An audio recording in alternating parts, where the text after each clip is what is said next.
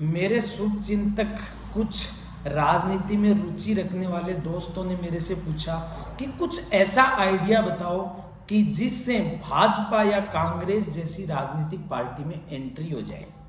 तो मैंने उनको दोनों पार्टियों के लिए आइडिया बताए। अगर आज आप भाजपा में शामिल होना चाहते हो तो आप बोलिए हिंदुत्व खतरे में है, राम मंदिर के बिना देश का विकास संभव नहीं है, आपकी भाजपा में एंट्री हो जाएगी। आपने भले ही पूरी जिंदगी किसानों का शोषण किया है और आप जाके बोलिए कि किसान खतरे में है, मजदूर खतरे में है, देश का लोकतंत्र खतरे में है, और आपकी एंट्री कांग्रेस में हो जाएगी।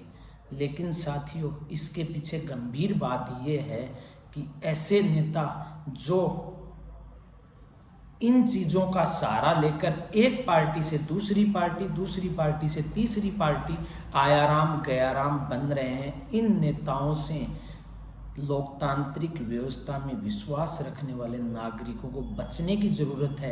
क्योंकि इन नेताओं का ना कोई विचार है, ना कोई विचारधारा है। इनका मकसद एकमात्र है, जनता की भावनाओं के साथ खिलवाड़ करो, राजनीति में आगे बढ़ो और इस करप्शन के खेल में भागीदार बनकर करोड़ों अरबों कमाओ।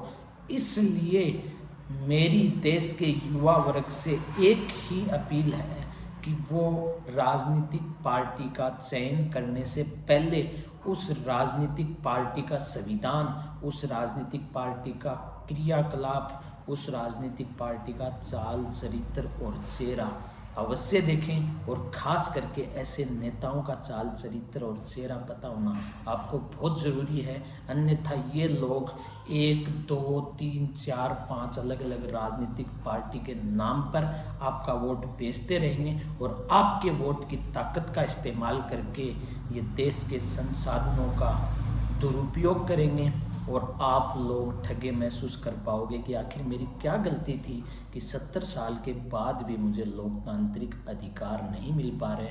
तो साथियों, आपकी गलती ये है कि आप लोग व्यक्तिवादी लोगों के छलावे में आकर कुछ राजनीतिक पार्टियों की तरफ वोट डालते हो।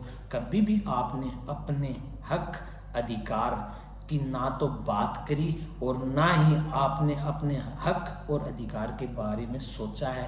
आपने सोचा है तो इन दल बदलू नेताओं के बारे में, आपने इन दल बदलू नेताओं की प्रेस्टीज को अपनी प्रेस्टीज बना लिया, जबकि आप लोगों को अपनी प्रेस्टीज अपने मुद्दों को बनाना चाहिए था। लेकिन आज तक आप अपने मुद्दों को, अपने प्रेस्टीज, अपना आत्मसम्मान बनाने में विफल रहे हो। और यही विफलता आज लोगों को लगता है कि लोकतांत्रिक प्रणाली की विफलता है, लेकिन असल में लोकतांत्रिक प्रणाली की नहीं, ये हम लोगों की विफलता है कि इस स्थिति में 70 साल के बाद भी दल बदलू भ्रष्टाचारी करप्ट नेताओं के पीछे हम लोग भाग जाते हैं। और इससे हमारा लोकतंत्र असल में इसी से खतरे में आता है।